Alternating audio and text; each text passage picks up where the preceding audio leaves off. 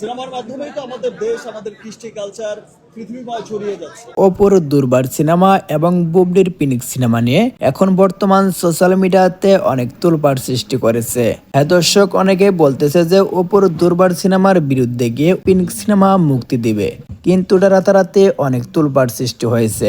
এই জন্য আবার শাকিব খান দুই সিনেমার মুক্তি নিয়ে একদম সরাসরি মুখ খুললেন।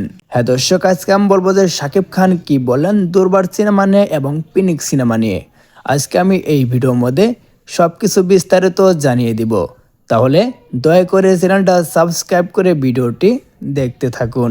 বর্তমানে সবাই জানেন যে বুবলির পিনিক সিনেমা ঘোষণা করা হয়েছে 2024 সালে, কিন্তু 2026 সালে এসে অপুর দুর্বার সিনেমা ঘোষণা করে সারা বিশ্ব চমকে দিয়েছে। কিন্তু সবাই বলতেছে যে অপুর দুর্বার সিনেমার বিরুদ্ধে গিয়ে পিনিক সিনেমা এবার মুক্তি দেবে। এই জন্য দর্শক অনেক কথা বলতেছে। এই জন্য আবার শাকিব খান দুই ছবির মুক্তি নিয়ে একদম সরাসরি মুখ খুললেন।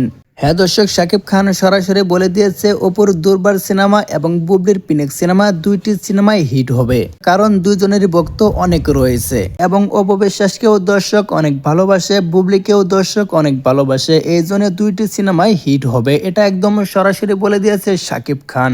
হ্যাঁ দর্শক, সবাই তো দেখতে পাচ্ছেন শাকিব খান কি বলল অপুর দুর্বার সিনেমা নিয়ে এবং বুবলির পিনিক সিনেমা নিয়ে। তাহলে আপনাদের মতামত কি, এটা অবশ্যই আপনারা কমেন্ট বক্সে জানিয়ে দিবেন যে দুর্বার সিনেমা এবং পিনিক সিনেমার মধ্যে কোন সিনেমাটি সেরা হবে। এটা অবশ্যই আপনারা কমেন্ট বক্সে জানিয়ে দিবেন। যদি ভিডিওটি ভালো লাগে অবশ্যই লাইক কমেন্ট শেয়ার করে চ্যানেলটা সাবস্ক্রাইব করে পাশেই থাকবেন।